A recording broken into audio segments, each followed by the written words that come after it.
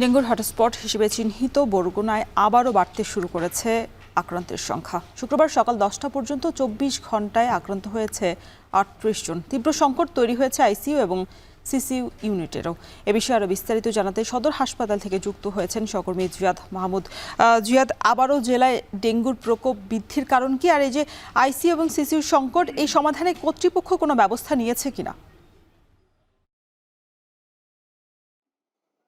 Roston, আক্রান্তের সংখ্যা আর কত বাড়লে কিংবা মৃত্যুর মিছিল আর কত দীর্ঘায়িত হলে স্বাস্থ্য মন্ত্রণালয় টনক করবে, এমন প্রশ্ন এখানকার রোগী ও স্বজনদের। পাশাপাশি আমরাও যে ডেঙ্গুর প্রাদুর্ভাবের শুরু থেকে দেখেছি যে নানা সংকটে জর্জরিত, তবে সে অনুপাতে তেমন কোনো পদক্ষেপ নেয়নি এখানকার কর্তৃপক্ষ। তো এক্ষেত্রে আপনাকে যদি একটু দেখাই যে এখানে ডেঙ্গু আক্রান্তের সংখ্যা আগে যেমনটি ছিল তার থেকে কিন্তু তুলনামূলক কিছুটা কমে এলো মাঝখানে, মানে এক সপ্তাহ আগেও কিছুটা কম থাকলেও এখন কিন্তু আবার নতুন করে বাড়তে শুরু করেছে। এবং যেটি আপনি বললেন যে গত 24 ঘন্টায় নতুন করে 38 জন ডেঙ্গু রোগী শনাক্ত হয়েছেন, এই বিষয়ে বিশেষজ্ঞরা কিন্তু এ মাসের শুরু থেকেই আমাদেরকে সতর্ক করে দিয়েছিলেন। এখানে ইউনিসেফের টিম এসেছিলেন পরিদর্শনে, তারাও বলেছেন যে আগস্টের শেষে কিংবা সেপ্টেম্বরের শুরু থেকে not only Barguna but also everywhere in Bangladesh, মানে বাংলাদেশের সর্বত্র ডেঙ্গুর প্রাদুর্ভাব নতুন করে বাড়তে পারে। এবং সেটি কিন্তু লক্ষ্য করা যাচ্ছে যে নতুন করে আক্রান্তের সংখ্যা বাড়ছে এবং মৃত্যুর মিছিলও কিন্তু দীর্ঘায়িত হচ্ছে।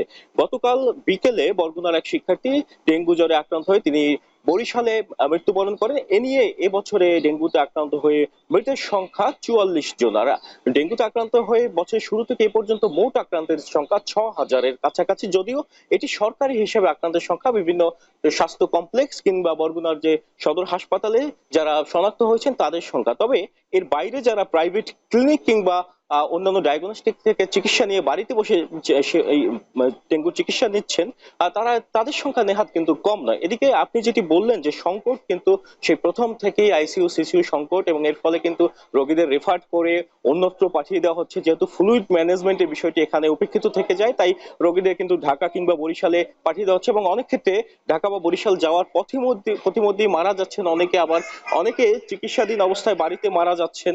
তো দেখা যাচ্ছে যে এখানে বেশিরভাগ মানুষ কিন্তু নিম্ন আয়ের মানুষ। আইইডিসিআর যে তথ্যটি ছিল সেখানে দেখা যাচ্ছে যে যারা আক্রান্ত হচ্ছেন তাদের বেশিরভাগই কিন্তু নিম্ন আয়ের মানুষ, এবং তাদের পক্ষে ঢাকা কিংবা বরিশাল গিয়ে চিকিৎসা নেওয়ার মতো সামর্থ্য নেই। এবং বরিশালে চিকিৎসা সেবার মানও কিন্তু তেমন একটা ভালো নয় বলে রোগীদের অভিযোগ রয়েছে। এক্ষেত্রে যে ডেঙ্গুর সংক্রমণ আবার বাড়ছে কারণ হিসেবে জলবায়ুগত কারণ একটি রয়েছে। কেননা আমরা দেখেছি যে লঘুচাপের প্রভাবে কয়েকদিন ধরে টানা বৃষ্টিপাত হচ্ছে, এবং এই বৃষ্টিপাতের ফলে পানি জমে যাচ্ছে। আবার বৃষ্টি পানি ধরে রাখার যে প্রবণতা, যেটি আইইডিসিআর প্রথম থেকে বলেছিল, সেই প্রবণতাও বেড়েছে।